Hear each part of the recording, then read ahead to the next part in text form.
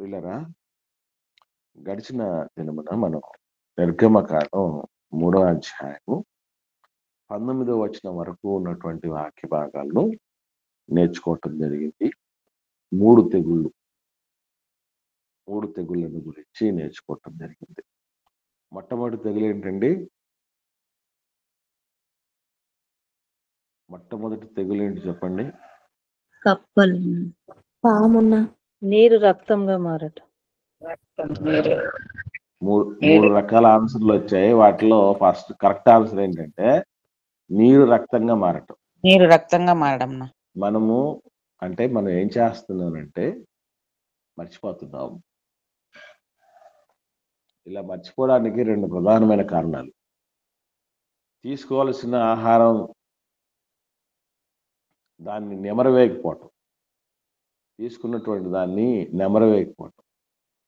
నెమరవేయకపోవటానికి ముఖ్యమైన కారణాలు ఏంటంటే కొన్ని లోక సంబంధమైనటువంటి ఎన్నో ప్రెజర్స్ మనకు ఉంటాయి, ఆ బర్డన్స్ ఉంటాయి. ఆ బర్డన్స్ని బట్టి మనకు ఆ పరిస్థితి, ఆ తీరిక లేకపోవటం ఒకటైతే, రెండవది ఎక్కువ తీసుకోవటం. ఇప్పుడు ఎక్కువ తీసుకున్నా కూడా సమస్య. ఎందుకనంటే ఆ ఉన్నటువంటి తీసుకున్న ఒక్కదాన్ని మనం ఆస్వాదనగా తీసుకోలేం. ఈ రెండు ప్రాబ్లమే. కాబట్టి ఖచ్చితంగా అట్లీస్ట్ మనం నెక్స్ట్ టైము జాయిన్ అయ్యే లోపల ఏం చేయాలంటే ముందు ఏం జరిగింది అనేటటువంటి దాని మీద మనం హోంవర్క్ లాంటిది చేసి మనం ఇక్కడికి రాగలిగితే కనెక్టివిటీ బాగుంటుంది. అది మనం మర్చిపోకండి. రెండో తెగులు ఏంటండి?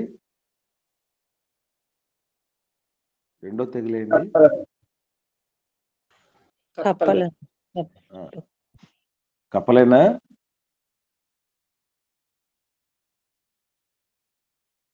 కప్పలే అన్న. మూడో తెగులు ఏంటండి? పేలు.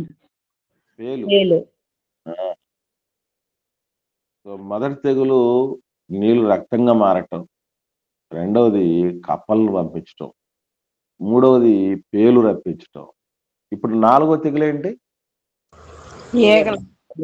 ఈగలు. అంటే అసలు నాకు ఈ తెగుళ్ళు చూస్తున్నప్పుడే చాలా వండర్ అనిపిస్తుంది. మనకు ఒక సినిమాలో ఒక డైరెక్టర్ గురించి ఏమని చెప్తారంటే, ఏమంటే ఆయన హీరోలుగా మనుషుల్నే పెట్టాల్సిన పని లేదు, ఈగలను పెట్టి కూడా ఆయన హిట్ కొడతాడు. ఏమంటే సినిమాలో హిట్ కొట్టడం కాదు, ఈగలను పెట్టి బుద్ధి నేర్పించటం ఒక చక్రవర్తి, గర్భీషుడైన చక్రవర్తికి ఎవడు చేశాడు ఈ పని? మనం నమ్మిన ఒక్క దేవుడు తప్ప. అదే ఇక్కడ మనకు కనబడేది. చూద్దాం మనం. నిర్గమకాండము 8వ అధ్యాయము 20వ వచనం నుండి ఈ అధ్యాయం చివరి వచనం 32వ వచనం వరకు ఉన్నటువంటి విషయాలను ఈరోజు మనం ధ్యానిద్దాం. 20వ వచనం నుండి చూడగలిగితే, కాబట్టి యెహోవా మోషేతో, నీవు ప్రొద్దున లేచి ఫరో ఎదుట నిలువుము, ఇదిగో అతడు ఏటి యొద్దకు పోవును, నీవు అతను చూచి నన్ను సేవించుటకు నా ప్రజలను పోనిమ్ము, నీవు నా ప్రజలను పోని అని ఎడలా చూడుము, నేను నీ మీదికి, నీ సేవకుల మీదికి, నీ ప్రజల మీదికి, నీ ఇళ్లలోనికి ఈగల గుంపులను పంపెదను. ఐగుప్తుల ఇండ్లును వారున్న ప్రదేశమును ఈగల గుంపుతో నిండియుండును. మరియు భూలోకములో నేనే యెహోవానని నీవు తెలుసుకున్నట్లు ఆ దినమున నేను నా ప్రజలు నివసించిన గోషెను దేశమును వినాయించదను. అక్కడ ఈగల గుంపులు ఉండవు. నా ప్రజలను నీ ప్రజల నుండి ప్రత్యేకపరచదను. రేపు ఈ సూచక క్రియ జరుగునని యెహోవా సెలవిచ్చున్నట్లు నీవు చెప్పవలెను అని. మోషే గారికి మళ్ళీ ఇన్స్ట్రక్షన్స్, ఇదే విషయం. ఫరో ఏటి దగ్గరికి వస్తాడు, ఏటి దగ్గర నువ్వు వెళ్ళాలి చెప్పాలనేది ఏ తెగులు గురించి చెప్పేటప్పుడు వచ్చింది? ఇంత ముందు వచ్చింది ఒకసారి, గుర్తుందండి? ఏ తెగులు గురించి చెప్పేటప్పుడు చెప్పారు, గుర్తుంది ఎవరికైనా?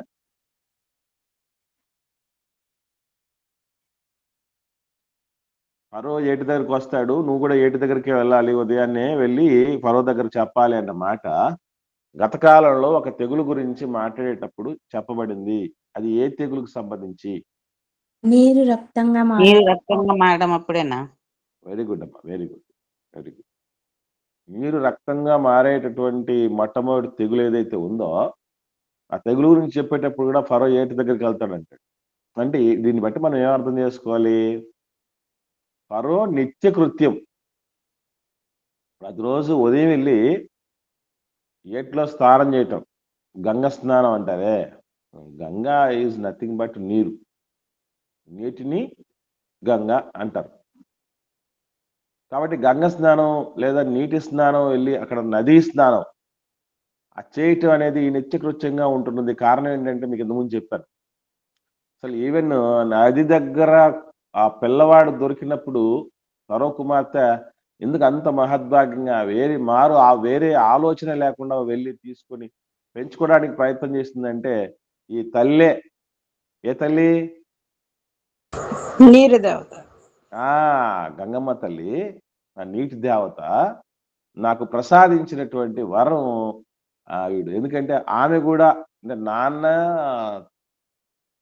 కూతురు ఆ రాజవంశం అంతా ఏం చేస్తుందంటే ఏట్లోకి వెళ్తున్నారు. అంటే నదిలోనికి వెళ్తున్నారు స్నానం చేయటానికి.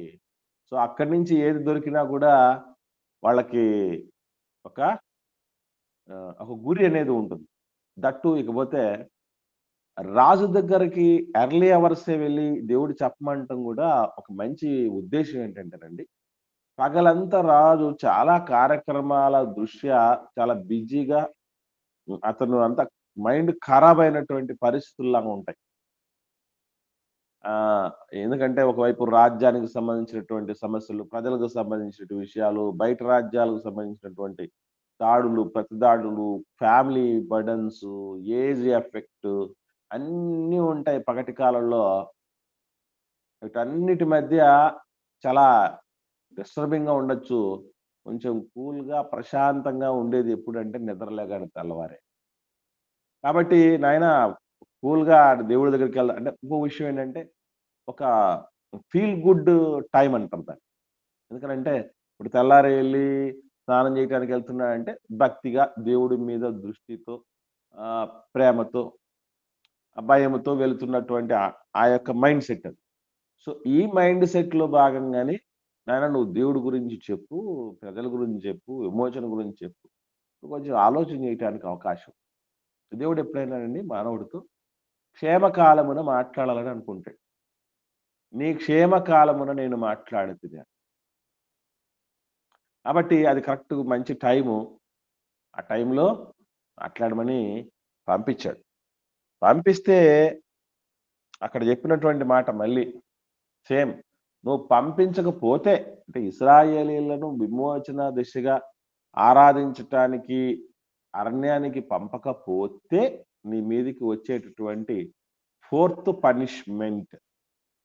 సో ఈ పనిష్మెంట్లన్నీ చూస్తున్నప్పుడు మనకు ఏమర్థం అవుతుంది అనంటే మనిషి యొక్క కఠినత్వాన్ని బట్టి వాళ్ళకు శిక్షల యొక్క తీవ్రత ఉంటుంది. శిక్ష ఊరికే రాదండి. తీక్షణంగా శిక్షించేటటువంటి విధానాలు కొన్ని ఉంటాయి.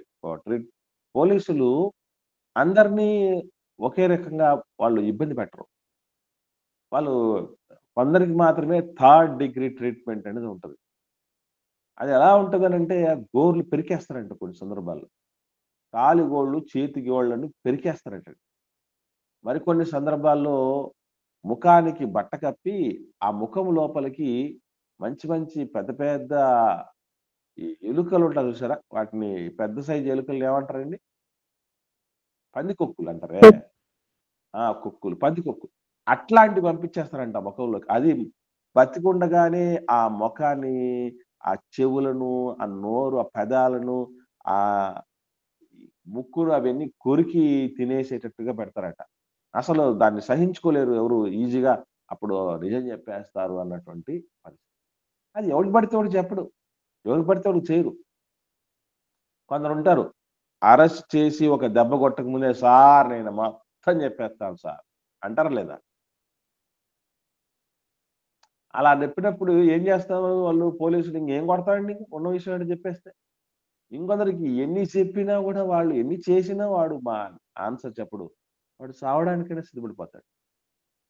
చచ్చిపోవడానికైనా సిద్ధపడతాడు కానీ నిజం చెప్పడు. వీళ్ళందరిలో ఆ ఆ కఠినంగా వ్యవహరించే వాడి లెక్కలో కోవలో ఉండేవాడు ఫరో. ఏమండి? ఇకపోతే దేవుడు ఈగలను పంపిస్తానని చెప్పాడు 21వ వచనంలో. ఈగలంటే ఏ ఈగలు అంటే ఈగల్లో రకాలున్నాయండి. మీకేమన్నా తెలిసిన రకాలేమైనా ఉన్నాయా ఈగల్లో? ఈగల్లో రకాలు తెలిసిన రకాలు ఎవరికైనా ఉన్నాయండి? కందిరీగలు తేనెటీగలు ఉన్నాయి కదండి. కందిరీగలు, తేనెటీగలు, ఇంకా హౌస్ ఫ్లై హౌస్ ఫ్లై అంటే అది మామూలుగా సాధారణమైన ఈగ అది. ఇందులో ఒక ఈగ ఉంది. అదేంటంటే జోరీగ. పేరున్నారు పేరు? జోరీగ. నిజంగా అక్కడ పంపించింది ఏ ఈగలో తెలుసా? ఒకసారి కీర్తన గ్రంథం చూద్దాం. 78వ కీర్తన 45వ వచనం చూడండి. పంపించబడినవి ఏ ఈగలో మనకు అర్థం అవుతుంది. ఆయన వారి మీదికి జోరీగలను గుంపుగా విడిచెను, అవి చూడండి. వారిని తినివేసెను. చూడండి ఎట్లాంటివి గుంపులు ఇవి జోరీగలు. జోరీగలటివి. మనకు జోరీగ అనగానే మనకు పద్యం గుర్తొస్తుంది. ఎవరికైనా గుర్తొచ్చిందా? వేమారెడ్డి గారు చెప్పినటువంటి ఒక పద్యం ఉంది. ఎవరికైనా గుర్తొచ్చిందా? చెప్పులోని రాయి చెవిలోని చెప్పులోని రాయి చెవిలోని జోరీగ, కంటిలోని నలుసు కాలిముళ్ళు, ఇంటిలోని పోరు ఇంతింత గాదయ్య. జోరీగా అసలు ఒకటొచ్చి మన దగ్గర చెవులు మాటికొచ్చి గుయ్యి అని చెవు దగ్గరికి పోతుంది. భలే ఇరిటేషన్ అనిపిస్తుందండి. ఒక్క ఈగే ఎంత ఇరిటేట్ చేస్తే గుంపులు వచ్చాయట. ఏం చేశాట ఈగలు వచ్చి? ఏమని రాయబడిందండి? ఏం చదువు మనం ఇందాక 78వ కీర్తన 45వ వచనం ఏమని విన్నాం? తినేసాట. తినేసే ఈగలవి. ఊరికే వచ్చి సౌండ్ చేసిపోయే ఈగలు కాదట. ఏమండి? అసలు ఒక మాటలో చెప్తే ఈ ఈగల గురించి చెప్పినటువంటి మాట ఏంటంటే 24వ వచనంలో చివరి మాట చూడండి. ఆ దేశము ఈగల గుంపుల వలన ఏమైందట? చెడిపోయింది. చెడగొట్టేవి వచ్చి. అంటే చెడగొట్టేంత పెద్ద జోరీగల గుంపది. తినేసేంత గుంపది. తినేసినా ఏం చేసుకోలేకపోయావా? ఒకటా రెండా ఏమన్నా చేసుకోవటానికి?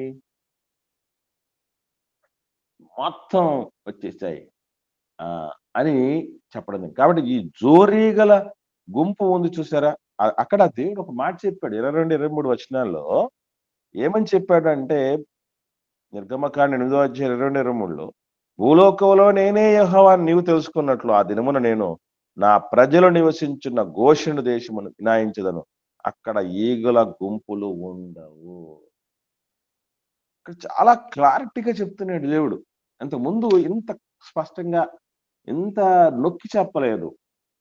అంటే నీళ్లు రక్తం అవుతాయి, నా ప్రజలను ఆ విషయంలో యాక్సెప్ట్ చేస్తాను అని కానీ, కప్పల గుంపులు పంపిస్తాను అక్కడ వినాయిస్తానని కానీ, లేదా పేలు పంపిస్తానని ఎక్కడ చెప్పలేదు. కానీ ఇక్కడ మాత్రం చెప్తున్నాడు ఏమనంటే ఒక్క ఈగ కూడా.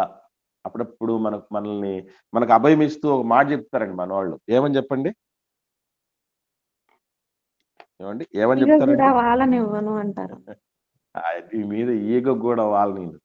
నిజంగా దేవుడు అది చెప్తున్నాడు, నా బిడ్డల మీదకి ఈగ కూడా రావు, కానీ నిన్ను మాత్రం ఈగలు వదిలిపెట్టం. దేవుడు ప్రత్యేకమైనటువంటి దృష్టితోనే మనం తన పిల్లల్ని ఎప్పుడు చూస్తాడండి. అది తప్పు కాదు. ఇప్పుడు అంతవరకు ఎందుకండి? నేను అడుగుతాను, మన మధ్య ఎంతమంది ఉన్నా మనం ఎంత ప్రేమ కలిగిన వాళ్ళైనా, ఎంత దగ్గర సంబంధం అయినా, నేను ఆ మాట అంటాను, నా బిడ్డలను చూసినట్టు మిగతా వాళ్ళని నేను చూడలేను. మీ బిడ్డలను మీరు చూసినట్టు మిగతా వాళ్ళని చూడలేరు. మీరు ఏమంటారు? నిజమేనా? దానికి ఇంకా వేరే ఆప్షనే లేదు. ఊరికే మనం ఏమైనా చెప్పొచ్చు. ఏమని ఏమంటామంటే, బిడ్డలు తెచ్చుకుంటామని పేరు చెప్తాం గానీ అదేదే అందరిని బాగా చూసుకుంటాం, అందరిని సమానం వాస్తవం చెప్పాలంటే మన పిల్లలు కాకి పిల్ల కాకి అది దేవుని బిడ్డ, దేవునికి ముద్దు. అంటే అది ఉండాలి. అసలు స్పెషల్ ఏంటి? దేవుని బిడ్డ అంటే స్పెషాలిటీ ఉండకపోతే మరి దేవుని బిడ్డ అవ్వాల్సిన పనే ఉందండి. మీ బిడ్డల్లో ఒక స్పెషాలిటీ, నా బిడ్డల్లో ఒక స్పెషాలిటీ. కాబట్టి అది అవసరం. ఇప్పుడు నేను నా పిల్లలుగా ఉన్నటువంటి వాళ్ళకి నేను తిండి పెట్టుకుంటూ ఉన్నాను. లోకం వాళ్ళ పెట్టలేదు కదా. మీ పిల్లలకి మీరు తిండి పెడతారు, మీ పిల్లలకి మీరు ఆస్తి ఇస్తారు, నా పిల్లలకి నేను ఇస్తాను. ఎవరికైనా లోకంలో ఉన్న వాళ్ళు కదా ఇవ్వలేం కదా. అర్థమైందండి? దేవుడి ప్రజలను దేవుడు ఎంత ప్రత్యేకంగా చూసుకుంటాడు అని అంటే ఆయన దరికి చేరినటువంటి వ్యక్తులను, మంచి పాఠం ఉందండి భవిష్యత్తులో స్పెషల్ క్లాస్ చెప్పేటప్పుడు చూద్దాం. కోరుకున్న రేవుకు నడిపించే దేవుడు ఆయన, మన దేవుడు. ఆ స్టీవెన్సన్ గారు ఒక పాట రాశాడు, కోరుకున్న రేవుకే నడిపించేవాడు. చాలా బాగుంటుంది ఆ పాట, వీలైతే వినండి. కోరుకున్న రేవుకు నడిపించేటటువంటి మన మంచి దేవుడు మన కన్నతండ్రి. నువ్వు యెహోవా ఎవడు అని ఒక రోజు అడిగావు కదా, ఇప్పుడు తెలుసుకుంటావు. ఫరో క్లారిటీగా తెలుసుకుంటావు. ఎందుకంటే ఆ గోషెను దేశం అనేటటువంటిది ఆ రోజు ఫరోగా యోసేపు గారు జీవిస్తున్నటువంటి టైంలో ఫరో గారు యోసేపు గారిని ప్రేమించి వాళ్ళ సొంత జాతి వాళ్ళందరికీ ఒక సారవంతమైనటువంటి ప్రదేశం ఐగుప్తు దేశం, గోషెను ప్రాంతం, ఆ ప్రాంతం ఇచ్చాడు. ఆ ప్రాంతంలోనే విస్తరించారు ఇశ్రాయేలీయులు. ఇక్కడ ఈగ కూడా రాదు నాయనా, కానీ మిమ్మల్ని ఈగల గుంపులు వదలవు. యెహోవా ఎవరన్నావు కదా, అది అలాంటి వాడు. ఎవరైతే దుష్టుడు ఉన్నాడో, మాట వినని వాడు, కఠినపరచుకోబడిన వాడు ఉన్నాడో వాడిని శిక్షించటానికి, ఎవడైతే నమ్ము వస్తాడో వాడిని కడుపులో దాచుకోవడమైనటువంటి వాడయ్యా యెహోవా అంటే అని నువ్వు తెలుసుకుంటావు. నువ్వు తెలుసుకుంటావు. తెలుసుకోవాల్సింది ఎవరు తెలుసా? ముందు రాజు తెలుసుకోవాలి, కుటుంబంలో యజమాని తెలుసుకోవాలి. నేను అందుకే నా స్వప్నం, మీ స్వప్నం, దేవుడి స్వప్నం కూడా ఏంటంటే, అసలు ఈ ఫస్ట్ ఆఫ్ ఆల్ రోజు జరిగేటువంటి ఈ బైబిల్ తరగతులకు అందరికంటే ముందు ఎవరు జాయిన్ అవ్వాలి తెలుసండి? ఎవరు జాయిన్ అవ్వాలి? రీడింగ్ చేసేవాడిని కాదమ్మా, సందర్భం ఏమ్మా, కుటుంబ యజమాని జాయిన్ అవ్వాలి. కుటుంబ యజమాని జాయిన్ అవ్వాలి. ఎందుకనంటే ముందు తెలుసుకోవాల్సింది వాళ్ళే, వాళ్ళకి అర్థం కావాలి. చాలా మంది కుటుంబంలో ఉన్నటువంటి యజమానుల పరిస్థితులు ఎట్లా ఉంటాయంటే, ఓ భక్తి అంటే ఆడోళ్ళు చేసుకునేది, మరి భర్త ఏం చేస్తాడు? ఆయన బయటకు వెళ్ళి తిరిగి రమ్మని అన్నటువంటి పరిస్థితి కాదు. అందరికంటే ముందు ఆయన లేచి కుటుంబాన్ని లేపాలి, ఆయన ప్రార్థించి కుటుంబాన్ని ప్రార్థించమనాలి, ఆయన నేర్చి ఆయన ఉండి మాదిరిగా మిగతా వాళ్ళు చెప్పగలిగారు. చిత్రమైన విషయం మనం అందరం గుర్తుపెట్టుకోవాల్సింది ఏంటంటే, ముందు యజమానులను సిద్ధపరిచే పనిలో మీరు ఉండాలి. ఇందులో శక్తిలోపం లేని ప్రయత్నం చేయండి. ఇంకా ఎన్ని ప్రయత్నాలు చేసినా వాళ్ళు రాలేని పక్షాన ఉన్నారంటే దేవుడు వాళ్ళనే అడుగుతాడు. దేవుడు నిజంగా ఈ సహోదరి మనుల సభను మీకు ఎంత దొడ్డ మనసు ఇచ్చాడంటే, అందరూ వచ్చి జాయిన్ అయ్యేటటువంటి రీతిగా మీకు కూడా ఒక మనిషి ఇచ్చాడు దేవుడు. లేకపోతే ఈ స్త్రీల సదస్సు ఎట్లే జరగనివ్వండి, వీళ్ళని ఎవరిని మళ్ళీ ఇన్వాల్వ్ చేయకండి అని చెప్తే మీకు మనసు లేనప్పుడు ఏముంది? అందరూ ఎట్లా జాయిన్ అవుతారు? కాబట్టి ఇదే మంచి మనసు. కుటుంబంలో యజమానులు వచ్చి ఎర్లీగా గూటికి నేను చెప్పిన సమస్య ఎక్కడ వస్తుందంటే ఎర్లీగా లేకపోవటానికి కానీ మళ్ళీ ఈవినింగ్ టైంలో కూడా జాయిన్ కాకపోవటానికి కానీ కారణం ఏంటంటే లైఫ్ స్టైల్. పక్షులు మనకు ఆదర్శం. పక్షులు ఏం చేస్తాయండి? తెల్లవారు తెల్లవారేంత వరకు కూడా గూటిని వదలవు ఒకటి. తర్వాత ఏం చేస్తాయి? చీకటి పడతానే గుట్లోకి వెళ్తాయండి. చీకటి పడగానే గూట్లోకి వచ్చేస్తాయి. ఈ పని చేసి చూడండి, అందరూ యజమానులు అందరూ ఆ పనిలో ఉంటే చాలండి. ఇక పగటి కాలంలో కంటే మిగిలిన పని ఉండేది. ఒకవేళ ఏదన్నా బటన్ ఉందనుకోండి, పని ఉందనుకోండి, సాయం చేయండి. త్వరగా పడుకునేటట్టు ఫ్యామిలీ అంతా ప్లాన్ చేసుకోగలిగితే త్వరగా నిద్ర లేచేస్తాం. కాబట్టి మేము పడుకునేటటువంటి టైం చూసి చాలా మంది ఆశ్చర్యపడతారు. ఏంటి అప్పుడే ఆ టైంకి నిద్రపోతారు. 10 దాటితే నేను అస్సలు కుదరదండి. 9:30కే బెడ్ ఎక్కేస్తాం. ఎక్కడన్నా మీటింగ్స్‌కి వెళ్ళినప్పుడు తప్ప. లేదంటే 9:30కే వెళ్ళిపోతాం. 9:30 to 10 లోపు నిద్ర పోవాల్సిందే. ఎందుకంటే 4:00కి లేవాలి. పక్కాగా అది లేవాలంటే బిఫోర్ 10 నిద్రపోవాలి. ఆ పని చేస్తున్నారు మీరందరూ?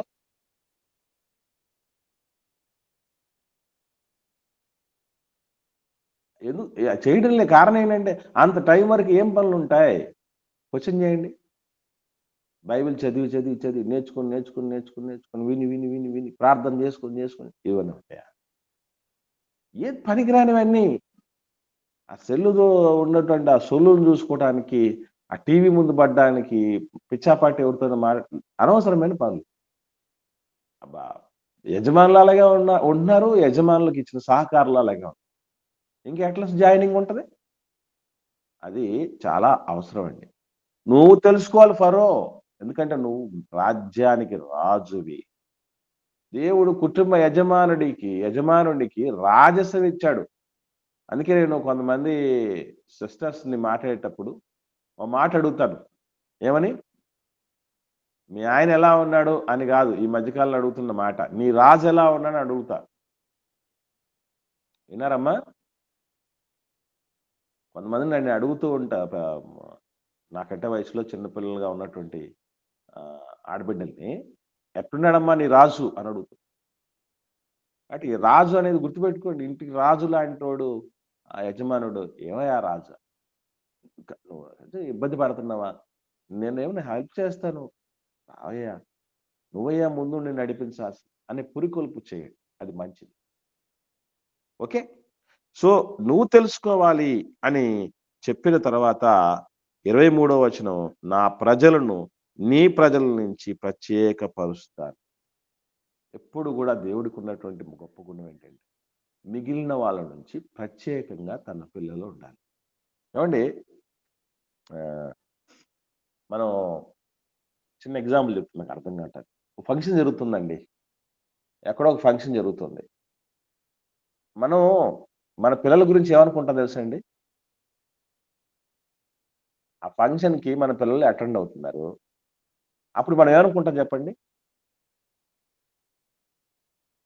ఏమనుకోరా పిల్లల గురించి? ప్రత్యేకంగా కనపడాలా ఫంక్షన్‌లో. అంతే. అసలు స్పెషల్‌గా ఆ ప్రోగ్రామ్‌లో అంతట్లో గూడా నా బిడ్డలు ప్రత్యేకంగా ఉండాలి. దేవుడు గూడా మీరు వారిలో నుండి బయలు వెళ్లి ప్రత్యేకంగా ఉండండి. అపవిత్రమైన దాన్ని ఏది ముట్టుకోవద్దు. That is the speciality. లంచం ముట్టుకోకూడదు. అది ఉద్యోగం చేస్తున్న దేవుని బిడ్డ స్పెషాలిటీ. అబద్ధం ఆడకూడదు. అది దేవుని బిడ్డగా దేవుని కుమారుడి లక్షణం అది. ఏమండి? పొరుగు వారి దగ్గర దేన్ని ఆశించకూడదు. అదే ప్రత్యేకత. ఈరోజు లోకం వల్ల ఏం చేస్తుంది? ఇదే కదా. ఎదుటి వాళ్ళు ఆశించటం వల్లే కదండి ఈ హత్యలు జరుగుతున్నాయి, అత్యాచారాలు జరుగుతున్నాయి, దొంగతనాలు జరుగుతున్నాయి, దోపిడీలు జరుగుతున్నాయి, అబద్ధ సాక్ష్యాలు జరుగుతున్నాయి. దేనికోసం? ఎదుటి వారిని ఆశించడం వల్ల. నేను ఒకసారి డిస్ట్రిక్ట్ హెడ్ క్వార్టర్‌లో ఉన్న కోర్టు గోడల మీద ఒక మాట చూశాను. ఇతరుల నుంచి ఆశించటం, ఇతరులతో పోల్చుకోవటం అనే దరిద్రాలు పోతే జీవితంలో 80% ప్రాబ్లమ్స్ పోయినట్టే. ఉన్న ప్రాబ్లమ్స్ అంతా ఇదే కదా. అందుకే ప్రత్యేకంగా ఉండాలి దేవుని పిల్లలు. మనం ఎవరితో పోల్చుకుంటామండి? మనం దేవుడి బిడ్డలం పోల్చుకుంటే దేవుడితో పోల్చుకోవాలి.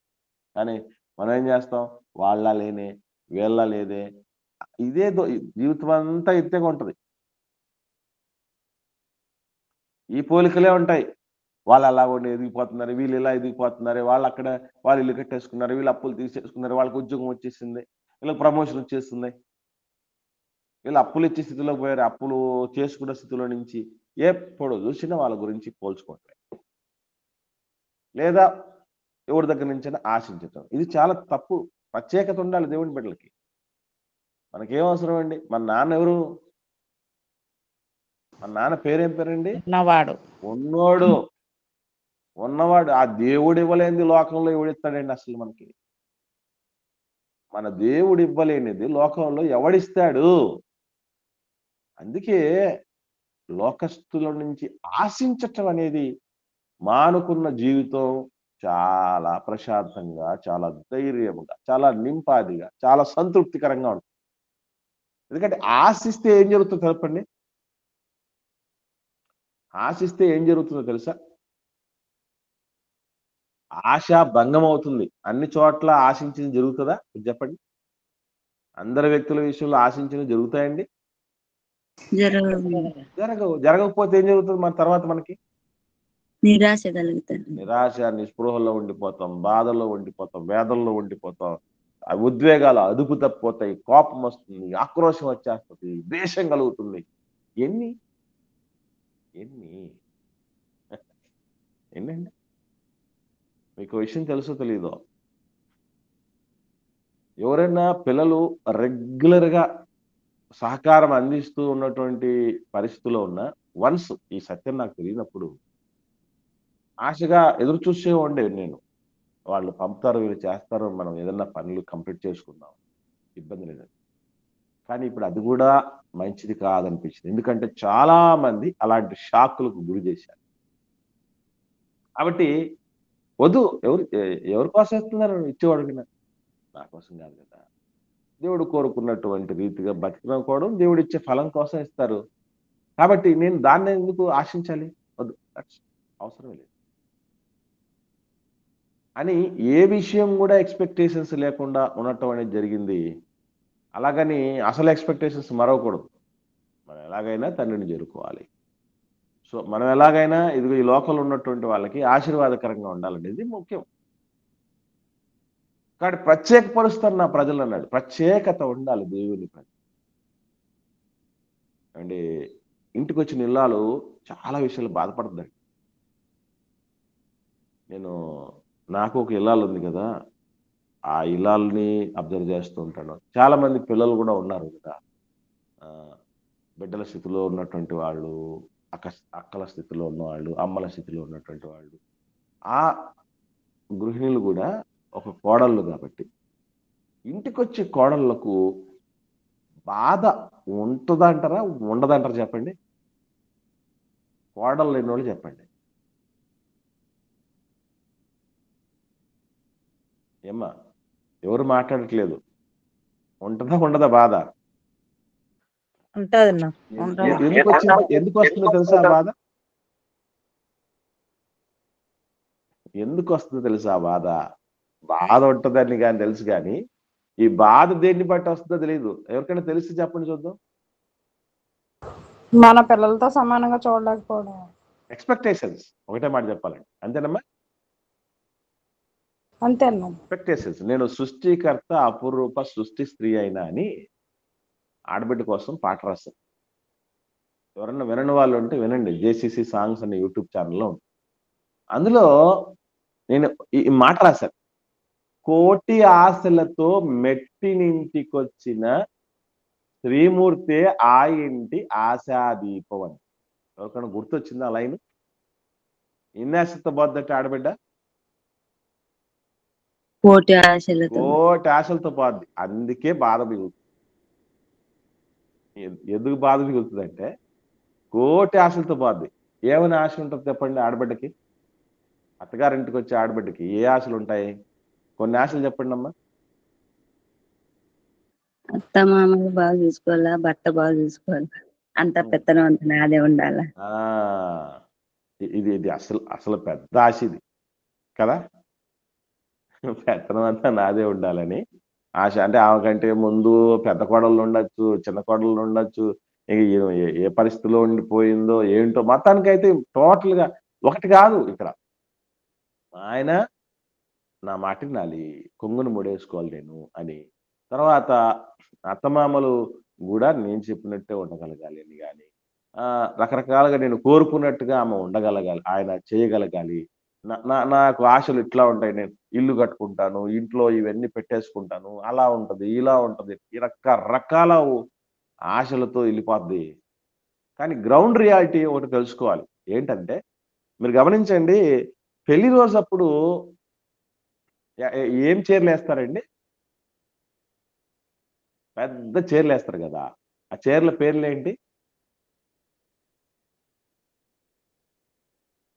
అమ్మ ఎవరు చూడలేదా? వాళ్ళకు పెళ్లి కొడుక్కి పెళ్లి కూతురు కోసం కూర్చోబడ్డానికి ఒక కుర్చీ వేస్తారు కదమ్మా. ఏం పేరు దాని పేరు? యువరాజు లేదా అది. మహారాజా, మహారాజు, మహారాణి కుర్చీలు, ఆ చైర్లు అంటారు వాటిని. ఆ రెడ్ కలర్ లో పెద్ద ఆ వెండితో చేసినటువంటి అలంకరణలు ఉంటాయి కదా. సరే, ఈ మహారాజా కుర్చీ నాకు రోజు కావాలనుకున్నాను. రోజు మహారాజు మహారాణి కుర్చీలో ఉండాలి అవుతుంది. కాదు. రోజు ఆ ఫ్లడ్ లైట్లు, ఆ పరిస్థితులు, ఆ ఫోటోలు, ఆ వీడియోలు ఎన్ని తీసినట్టు అవుద్దండి అది. మరుసటి రోజు కూర్చోడానికి ఇంట్లో పీట కూడా కుర్చీ. ఉండకపోవచ్చు. కుర్చీ కాదు, కుర్చీ దాకొద్దు, మామూలు కుర్చీ పీట కూడా ఉండకపోవచ్చు. That's a ground reality. ప్రత్యేకత ఏంటి దేవుని బిడ్డలది అంటేనండి, గుర్తుపెట్టుకోండి, మానవ మాతృల నుండి జీరో ఎక్స్పెక్టేషన్స్, బిందాస్ లైఫ్. చాలా బాగుంటుందండి ఆ జీవితం. ఒకసారి ట్రై చేసి చూడండి ఎంత బాగుంటుందో. బాధంతా ఏంటంటే నువ్వు ఇట్లా ఉంటావని నేను అనుకోలేదు, నువ్వు ఇలా చేస్తావని నేను అనుకోలేదని ఏడిపే. అవునా కాదు చెప్పండి? ఇదే పరిస్థితి. కాబట్టి ప్రత్యేకం, దేవుని బిడ్డలంటే ప్రత్యేకం. ఎవరి మీద ఎక్స్పెక్టేషన్స్ ఉంటే ఎక్స్పెక్టేషన్స్ ఒక్క దేవుడి మీద పెట్టుకోండి. రెండవది, మన మీద మనం ఎక్స్పెక్టేషన్స్ పెంచుకోవాలి. ఎస్ నేను సాధించగలను, ఎస్ నేను నిలవగలను, ఎస్ నేను దేవుడి దగ్గరికి వెళ్ళిపోగలను, నేను 10 మందిని నేను వెలిగించగలను. ఈ కాన్ఫిడెన్స్ కలిగి ఉండండి, ఈ ఎక్స్పెక్టేషన్ కలిగి ఉండండి. మన మీద ఉండదు ఎక్స్పెక్టేషన్స్, దేవుడి మీద ఉండవు ఎక్స్పెక్టేషన్స్. ఉండకూడని సాటి మనుషుల మీద ఉంటాయి. అందుకే సస్తున్నాం మనం బాధపడి ఏడ్చి వేదన చెంది ఎందుకు మనం వేదన చెందుతున్నాం అది. కాబట్టి ఇది మంచిది కాదు. అది దేవుని ప్రజలకు అది ప్రత్యేకత. ప్రత్యేకించుకోవాలి దేవుడు అంటే. ప్రత్యేకత లేకపోతే ఎలా ప్రత్యేకించుకుంటాడు దేవుడు? అప్పుడున్నటువంటి ఇశ్రాయేలు సమాజాన్ని కూడా, ఎన్నో సమాజాలు ఉన్నాయి, ఎన్నో జాతులు ఉన్నాయి, వాళ్ళందరిని ఎందుకు అక్కడ చేర్చుకోలేదు? అఫ్కోర్స్ వాళ్ళు కూడా దేవుని పిల్లలే, కానీ ఇక్కడ దేవుడిని ఎరిగిన పిల్లలు, దేవుని మనసెరిగిన పిల్లలు, దేవుడి భయము కలిగినటువంటి పిల్లలు ఇశ్రాయేలు. వాళ్ళు పేరు పిల్లలే, పేరుకు మాత్రం పిల్లలే, కానీ దేవుడి గురించి ఏమాత్రం తెలియదు, దేవుడి భయం లేనటువంటి వాడు, పాపం అంటే పడి చచ్చేటువంటి వాడు. అందుకే ప్రత్యేకించుకున్నాడు, అందుకే ప్రత్యేకంగా చూస్తున్నాడు, ప్రత్యేకంగా నడిపిస్తున్నాడు. నిజంగా ఇశ్రాయేలీయులు ఎంత ధన్యులనంటే, ఇవన్నీ ఎన్నెన్ని ప్రత్యక్షంగా చూస్తూ ఉన్నారో, ఎంత కృతజ్ఞతగా బతకాల్సిన వాళ్ళు. చిత్రమైన విషయం, దేవుడి నుంచి ఎన్నో మేలు పొందుకున్న ఇశ్రాయేలీయులు అందరూ పెట్టల్లా రాలిపోయారు. మనం కూడా ఒక రోజు అదే దుస్థితిలోకి వెళ్ళిపోతామేమో అన్నటువంటి ఆ యొక్క భయం మనలో ఉండాలి పిల్లలు. రైట్, ఏది ఏమైనా ఈ పరిస్థితి మనం చూడగలిగితే 25వ వచనంలో 24వ వచనం చాలా ప్రాముఖ్యమైనది. ఒకసారి చదువుదాం. 8వ అధ్యాయము నిర్గమకాండం 24వ వచనానికి వద్దాం. యెహోవా అలాగు చేసెను అన్నాడు. అసలు వాస్తవంగా ఈ మధ్యలో ఈ వచనానికి ఉన్న ప్రత్యేకత ఏంటంటే, నువ్వు ఫరో తెలియచెప్పు అన్నాడా దేవుడు మోషే గారితో? వెళ్ళి చెప్పు, ఈ విధంగా నువ్వు పంపించకపోతే నీకు జోరీగల గుంపు వచ్చేసి బాధించేస్తుంది, నీ ఇంట్లోకి వచ్చేస్తాయి, నీ అధికారులలోకి వస్తాయి, దేశమంతటి దగ్గరకు వచ్చేస్తాయి, మీరు తినేస్తారు, బాధించేస్తాయి. ఈ విషయం చెప్పమన్నాడు దేవుడు మోషే గారికి. మోషే గారు వెళ్ళి ఫరోతో చెప్పింది మనకు గ్రంథస్థం చేయబడలా. ఆ చెప్పిన తర్వాత ఫరో ఏమని రెస్పాండ్ అయ్యాడో చెప్పబడలేదు. ఈ రెస్పాండ్ అయినటువంటి విషయం, మోషే గారు దేవుడికి చెప్పిన విషయం, దేవుడు మళ్ళీ స్టెప్ తీసుకున్న విషయం, ఇవన్నీ రచయిత స్కిప్ చేశాడు. ఎందుకు? ఏం జరిగి ఉంటుంది చెప్పండి? దేవుడు వెంటనే ఆ స్టెప్ తీసుకుంటున్నాడు. ఏం చేశాడట? బాధాకరమైన ఈగల గుంపులు ఫరో ఇంటిలోనికి, అతని సేవకుల ఇళ్ళలోనికి వచ్చి ఐగుప్తు దేశం అంతటా వ్యాపించను. ఆ దేశం ఈగల గుంపుల వలన చెడిపోయాను. అంటే ఈలోపు ఏం జరిగి ఉంటుంది చెప్పండి? దేవుడు చెప్పినప్పుడు ఫరో వినకుండా ఉంటాడు. అంటే మోషే గారు వచ్చి ఫరోకు చెప్పాడు, ఫరో వినలేదు. వినకపోయేసరికి దేవుడి దగ్గర ఈ విషయం చెప్తే ఓకే కమాన్ అని చెప్పేసినటువంటి క్యారింగ్ వచ్చేస్తుంది. అంటే ఈ వచనం 23వ వచనం నుండి 24వ వచనంకి వచ్చేసరికి ఇవన్నీ స్కిప్ చేయబడ్డాయి అన్నటువంటి విషయం. ఇంతకుముందు చెప్పాం కదా, మానవ కుతూహలాన్ని దేవుడు ఎంటర్టైన్ చెయ్యడు అనేటటువంటి విషయం మనం చదువుకున్నాం, నేర్చుకున్నాం. ఇక్కడ కూడా అలాగా స్కిప్ చేయబడిన వచనాలు ఉంటాయి. అవి మనం పసిగడుతూ నేర్చుకుంటూ రావాలి.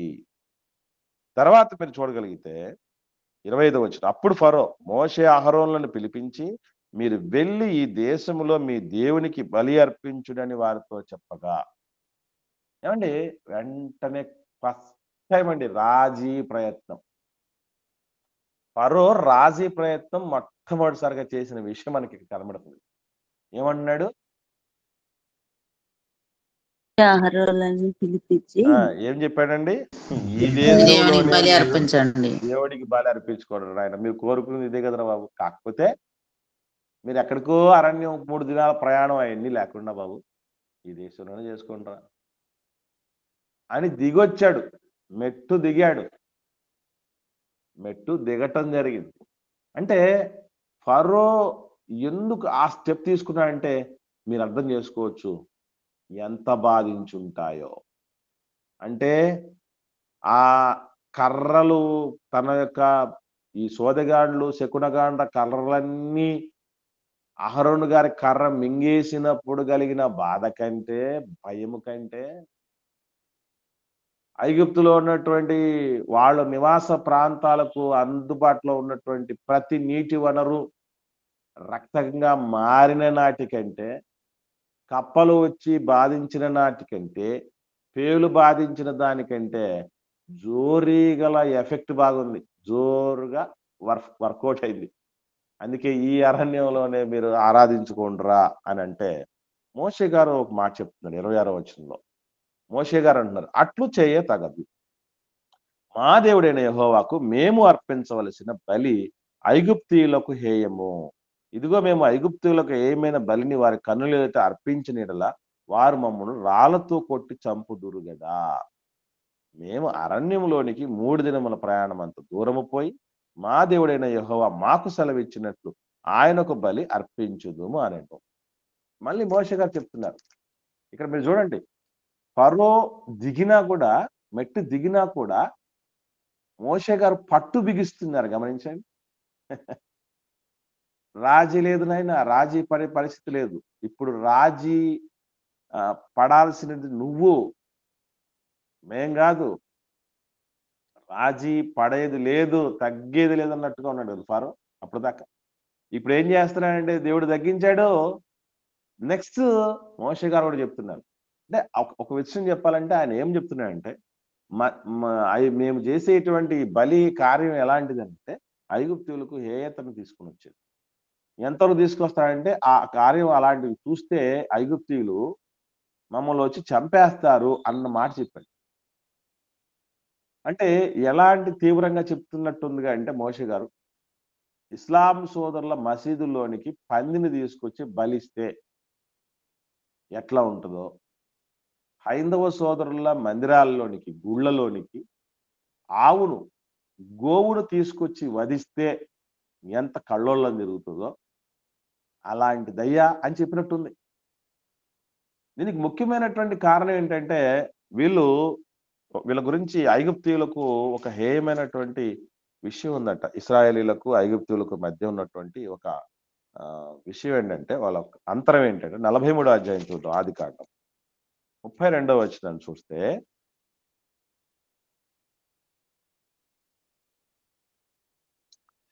చూద్దాం. 43వ అధ్యాయం ఆదికాండం 32వ వచనం ఒకసారి చదవండి. అతనికిని వారికిని అతనితో భోజనము చేయుచున్న ఐగుప్తీయులకును వేరు వేరుగా వడ్డించిరి. ఐగుప్తీయులు హెబ్రీయులతో కలిసి భోజనము చేయరు, అది ఐగుప్తీయులకు హేయము.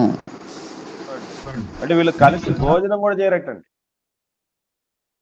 ఎందుకు హేయము అంటే, ఒక మాటలో చెప్పాలంటే, ఇశ్రాయేలీలు తినేటటువంటి ఆహార పదార్థాలు మిగతా జాతులకు నచ్చాలలేదు. చిన్న ఎగ్జాంపుల్ చెప్తాను మీకు అర్థం కాక. చైనా వాళ్ళు తినేటటువంటి ఆహార నియమాలు ఏవైతే ఉన్నాయో అది మనకు నచ్చుతాయా? నచ్చవున్నా అసలు అసహ్యమైతుంది. కాబట్టి ఇప్పుడు మనకు చైనా వాళ్ళు తినేటటువంటి తిండి మనకు అసహ్యమైనట్లు, ఇశ్రాయేల్ తినేటటువంటి తిండి ఐగుప్తులకు అసహ్యం. అంటే ఇది వెంత కాదు అంతవరకు ఎందుకు? మరి చైనా వాళ్ళ దగ్గరికి పోతుంది. మన దేశములోనే కొన్ని జాతుల వాళ్ళు కుక్కని తినేవాళ్ళు ఉన్నారు, తెలుసా మీకు? పిల్లులను తినేవాళ్ళు ఉన్నారు, చూసారా ఎప్పుడన్నా? ప్రత్యేకమైనటువంటి జాతుల వాళ్ళు అలా తినేవాళ్ళు ఉంటారు. ఇప్పుడు ఉడతలను కూడా తింటారు. ఏమ్మా? ఉడతలను కూడా తింటారు. ఉడతలు తినేవాళ్ళు, ఎలకలు తినేవాళ్ళు ఉన్నారు, ఎలకలు కూడా తినేవాళ్ళు ఉన్నారు. కాబట్టి ఇవి తినకూడదు అనడానికి లేదండి. బేసికల్లీ కొందరి ఆహార నియమాలు మరికొందరికి అసహ్యంగా అనిపిస్తాయి. ఇంతేకాదు, తర్వాత ఏం జరిగింది? 46వ అధ్యాయం చూద్దాం. 34వ వచనం. మీరు గోషాను దేశమందు కాపురం ఉండినట్లు మా చిన్నతనము నుండి ఇది వరకు మీ దాసులమైన మేమును మా పూర్వీకులము పశువులు గల వారమై ఉన్నామని ఉత్తరమీయుడని చెప్పాను. ఎందుకు ఈ మాట పశువుల గురించి మాట్లాడుతూ చెప్తున్నాడు? 33వ వచనం చూడండి ఆన్సర్. గొర్రెల కాపరి అయిన ప్రతివాడు ఐగుప్తునకు హేయుడు గనక ఫరో మిమ్ములను చదవ చాలక్క. ఇక్కడ గమనిస్తే గొర్రెల కాపరులైన వాడు ఐగుప్తీయుడు హేయుడు. ఇలాంటి హేయం రావటానికి రెండు ముఖ్యమైన కారణాలు కావచ్చు. మొట్టమొదటిది ఏంటంటే, ఒకవేళ గొర్రెలు తినటం అనేది, గొర్రెలు అర్పించటం అనేది, గొర్రెలు దరిదాపులో ఉండటం అనేది, వాళ్ళు గొర్రెలను ఒక దేవతగానన్నా భావించుండాలి. ఎట్లాగా? హిందూ సోదరులు గోవును మాత అని ట్రీట్ చేసినట్టు, లేదా ఇస్లాం సోదరులు పందిని అసహించుకొనైనా ఉండాలి. ఈ రెండు కార్యాల్లో ఏదో ఒకటి జరగటానికి అవకాశం ఉంది. అలాంటి సమయంలోనే వాళ్ళు అసలు బేసికలీ దేవుడికి బలి అర్పించేటటువంటి పరిస్థితులు. ఎవరు గొర్రెలు ఎందుకు కాస్తారండి?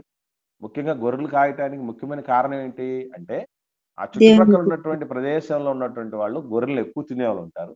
ప్లస్ కాస్తున్న వాడు ఖచ్చితంగా ఏం చేయాలి? తింటాడు. మందను కాచి ఏం చేస్తాడట? మంద పాలు తాగుతాడు. అంతే. అంటే గొర్రెను కాస్తూ గొర్రెను తిన్నవాడు ఎవరు లేరు. మీకు విషయం చెప్పంటారా? వెజిటేరియన్స్ ఎవ్వరు ఇట్లాంటి పశువులను కాయరండి, మీకు తెలుసండి. ఎందుకనంటే వాటి వాసన ఆ విధంగా ఉంటే వాళ్ళకి అసలు వాసన కూడా పట్ట.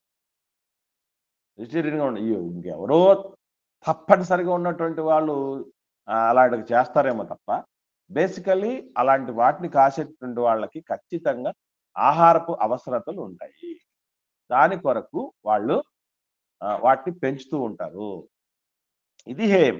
కాబట్టి ఈ విషయం నిజంగా ఫరోకు చెప్పగానే ఫరో కూడా మాట్లాడలేదు. గమనించండి. అర్రే అదేం లేదే మోజెస్, తప్పు, నువ్వు వేరే అపార్థం చేసుకున్నావు, మాకు అలాంటిది ఏం లేదు ఇవన్నీ చెప్పాడా? నోరు మూసుకున్నాడు. అంటే అర్థం ఏంటి? మౌనం వహించాడు. అంగీకరించినట్టు కరెక్టే మోజెస్, నువ్వు చెప్తున్నది కరెక్ట్. అప్పుడు కూడా మళ్ళీ తగ్గాడండి. 27వ వచనం చూద్దాం ఇప్పుడు. నిర్గమకాండం 8వ అధ్యాయం 27వ వచనంలో 28 నుంచి చదువుదాం. అందుకు ఫరో, మీరు అరణ్యములో మీ దేవుడైన యెహోవాకు బలి అర్పించుటకు మిమ్ములను పోనిచ్చేదను, కానీ దూరము పోవద్దు. ఇంకొక మాట చెప్తున్నాను, నా కొరకు కూడా వేడుకోండి. ఏమి తగ్గాడండి బాబు. ఫస్ట్ ఏం చెప్పాడు? ఈ దేశంలోనే ఉండి బలిచ్చుకోండి. లేదు అట్లా కుదరదు అని అంటే మీరు అరణ్యానికి పంపిస్తారు. నెక్స్ట్ ఏమన్నాడు? దూరం అయితే పోకండి, దయచేసి దూరం పో, ప్లస్ నా కోసం ప్రార్థన చేయండి, వేడుకోండి. మీరు వేడుకోండి. ఈ ఈగల కోసమో లేకపోతే ఆ జోరిగల కోసమో కప్పల కోసమో ఈ పేల కోసమో నీళ్లు రక్తం మరల నీళ్ల కోసం మారడం కోసం వీటి కోసం వేడుకోమని చెప్పలేదు. వీటికంటే ముఖ్యంగా నా కోసం కూడా వేడుకోండి నీ దేవుడిని. ఎందుకంటే నాకు మొహం ఎక్కి రావట్లేదా, నేను ఏ విధంగా చూపించమంటావు నా మొహానికి. కాబట్టి వద్దు, వేడుకోండి. నేను ఎలా అంటోళ్ళని దేవుడు నిజంగానండి. గర్విష్ఠుల గర్వము ననచి గద్దె నుండి దింపెదవు అని చెప్పి. ఆ గర్వం ఎందుకు దేవుడు గర్వాన్ని తీసేయాలనుకుంటారో తెలుసండి. అంతేనండి, నాశనం అయిపోతాం. అంటే ఫరోను కూడా దేవుడు ఏం చేస్తాడండి? ప్రేమిస్తున్నాడండి, ప్రేమిస్తున్నాడు. ఎంత చెడ్డోడైనా కొడుకును కూతురును మనం ఎందుకు ప్రేమించుకుని ఉంటామని చెప్పండి. చూడండి, ఇప్పుడు అమ్మ మాట నాన్న మాట వినకుండా ఇష్టం వచ్చిన వాళ్ళని పెళ్లి చేసుకుని పోయారు, కొడుకు కూతురు వెళ్ళారు.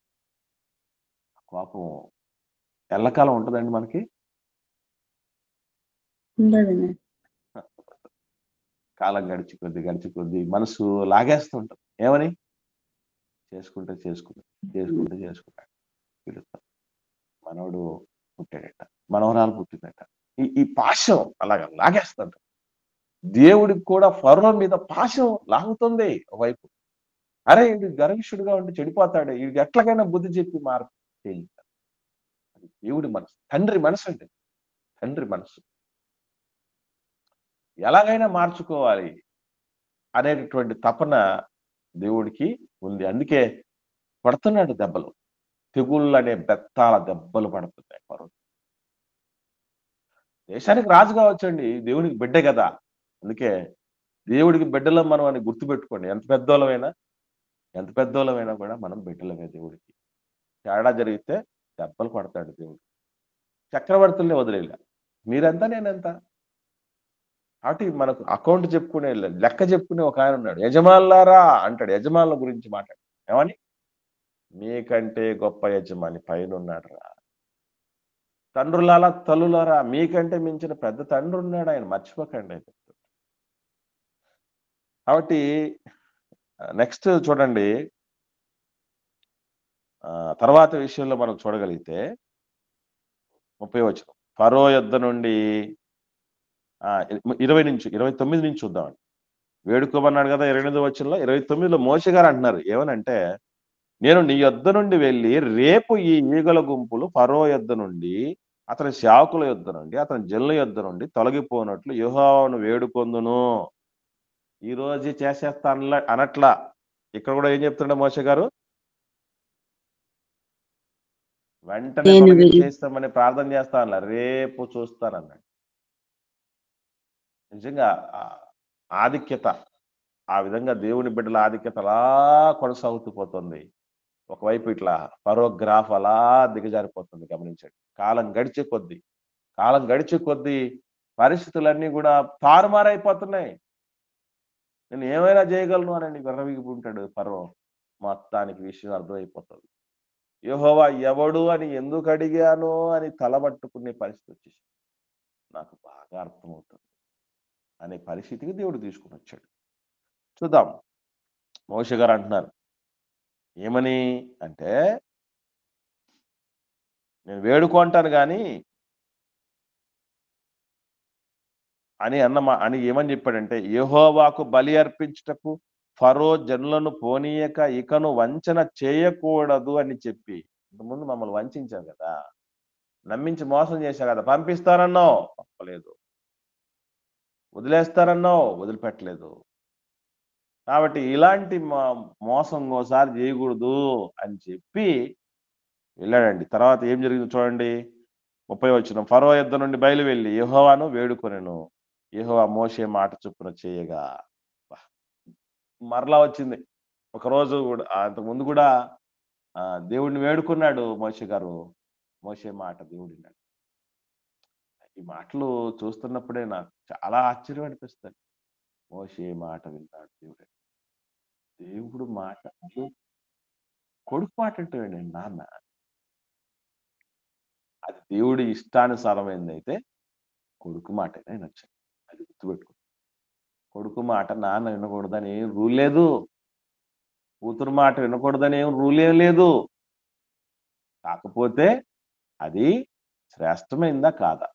దేవుడు అబ్రహాం గారికి మొట్టికాయ వేసి మాట చెప్పాడు ఒకసారి, గుర్తుంది ఎవరికైనా? ఎవరి మాట వినమన్నాడు అబ్రహాం గారిని?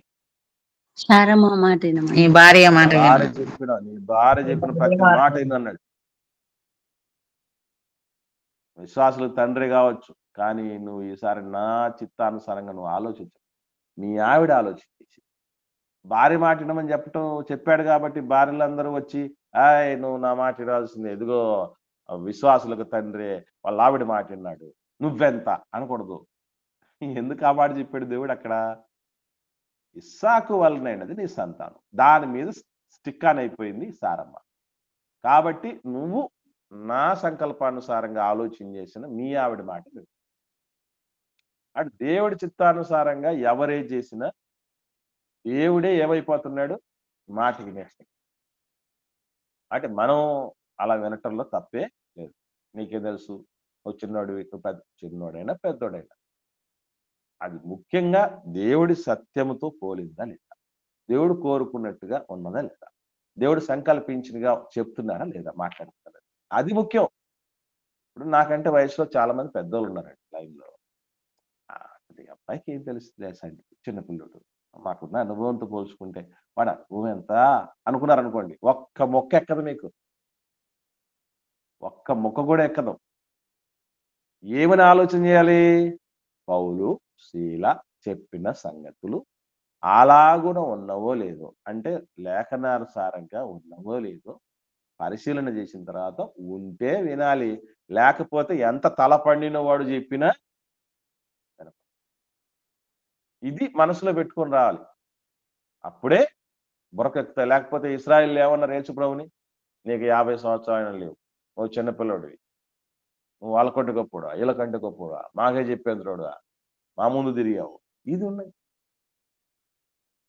కాబట్టి అది మంచిది కాదు. సరే, తర్వాత ఏం జరిగింది అంటే చూద్దాం పిల్లరా. 31వ వచనంలో యెహోవా మోషే మాట చొప్పున చేయగా ఈగల గుంపులు ఫరో యొద్ద నుండి, అతని సేవకుల యొద్ద నుండి, అతని ప్రజల యొద్ద నుండి తొలగిపోయిను, ఒక్కటైనా నిలవలేదు. అయితే ఫరో ఆ సమయము కూడా తన హృదయమును కఠినపరుచుకొని జనులను పోనీయడాయను. దేవుడు ఎందుకు ఈ నిర్గమం దిశగా సాగించాడు తెలుసా? నిజంగా మాట వినుంటే పోయి అరణ్యంలో పోయి ప్రార్థన చేసుకుని వస్తాము, 3 దినాల ప్రయాణం పోయి దేవుడికి బలి అర్పించి ఉత్సవం చేసి వస్తామన్న మాట జస్ట్ టెస్ట్ కోసం వాడింది మాత్రమేనండి ఫరోకి. ఫరో టెస్ట్ చేయటానికి కోసం. నిజంగా ముందు నుంచి పంపించుంటే నిర్గమంతో అవసరం ఏముంది?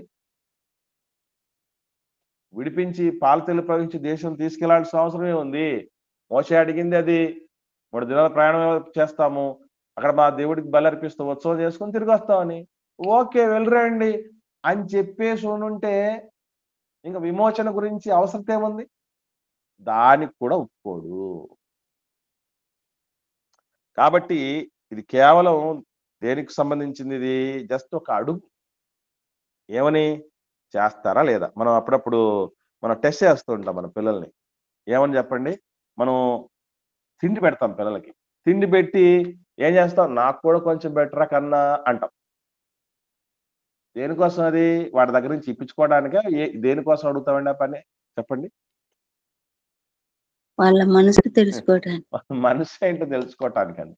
ఫరో మనసు అర్థం ఎక్కడ తెలిసిపోయింది అసలు అండి. 3 దినాల ప్రయాణం చేసి ఉత్సవం చేసి వస్తామంటేనే పంపించలేడు. మీ దేశానంతా వదిలేసి వెళ్ళిపోతాం, దేవుడు మా కోసం పాలు తెలు ప్రవహించి దేశాన్ని ఇచ్చాడట అని అంటే ఏంటారేంటి? ఏమండి, పిల్లకాలం ఎదురుడు సప్త సముద్రాలు యుద్ధానికి సిద్ధపడతాడేంటి? అవుద్దది. అటు జస్ట్ ఒక సూచనగా, ఒక టెస్ట్ కోసం మాత్రమే అది అడిగింది తప్ప నిజంగా అది వాళ్ళ పర్పస్ అది కాదు, ముఖ్యమైనటువంటి ఉద్దేశం. సో ఇది నిర్గమకాండం 8వ అధ్యాయం అండి. రేపటి దినాన నిర్గమకాండం 8వ అధ్యాయానికి సంబంధించినటువంటి అన్వయం నేర్చుకుందాం. ఓకే, ఎవరికైనా ఏమైనా సందేహాలు ఉంటే అడగండి, లేని పక్షాన ఒకరు ప్రార్థన చేయండి, ముగించుకుందాం.